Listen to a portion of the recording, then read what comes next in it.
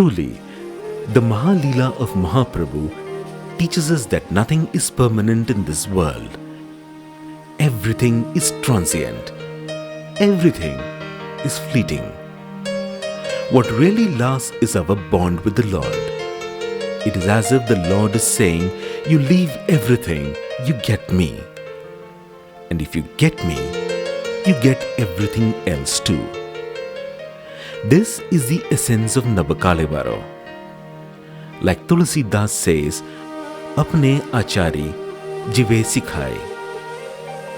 The Lord plays out this Leela to establish samskara or wisdom in this samsara or unreal world. Let us dedicate ourselves to the Lord. Jai Jagannath.